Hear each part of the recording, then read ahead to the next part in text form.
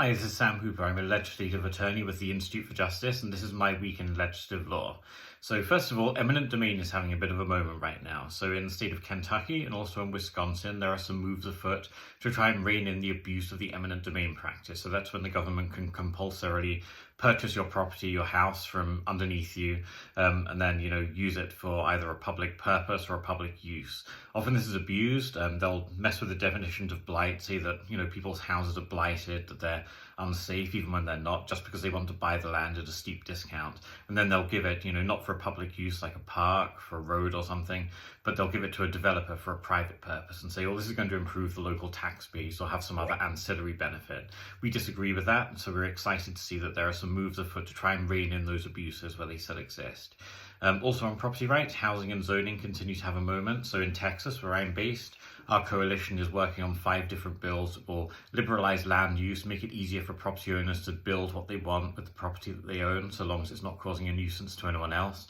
That will allow more different types of housing at more price points, help solve the housing crisis. So that's great. We're reviewing some of those bills. Now 3 of the 5 have been filed, and the other 2 are in final review at the moment. So it's great. We're going to be working with our sponsors in the Texas House and Senate to try and advance those bills, get them in good shape and get them through committee.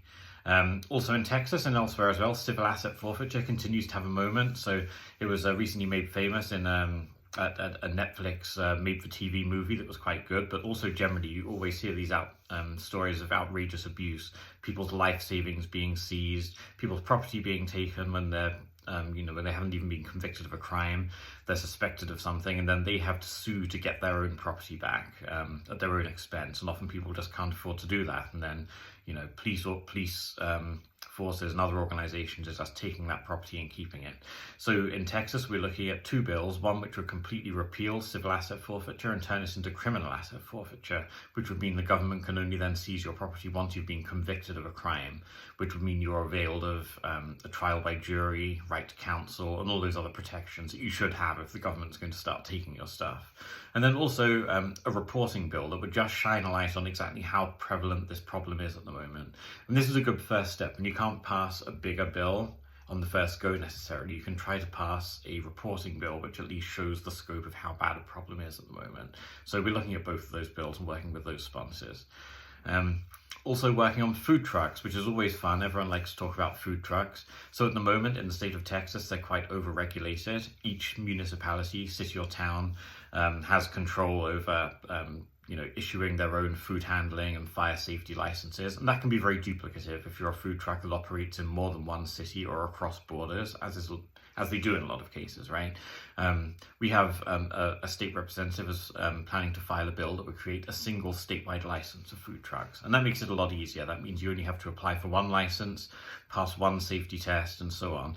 It maintains, certain important standards to protect public safety, but it just avoids all of that bureaucratic duplication. So it could potentially save a lot of money for food truck operators, and particularly in Austin, which is kind of the food truck capital of Texas, if not the whole country, then we think this is going to be hopefully a popular bill that people can really get behind.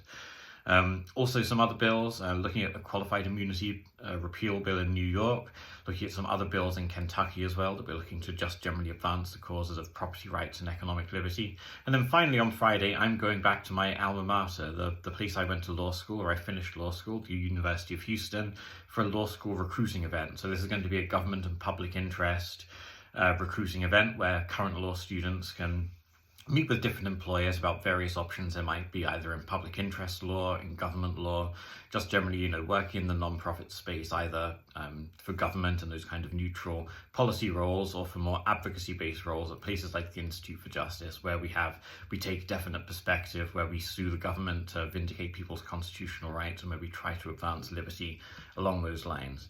So those are just some of the things I'm working on. So hopefully I'll have some good conversations with those students on Friday. I'm going to be busy, I'm going to be working with people in all different states to just try and legislate for liberty wherever we can across property rights, economic liberty, free speech, and education freedom. Keep following my channel for more updates, and I love to keep you in the loop as I go along. Thanks for watching.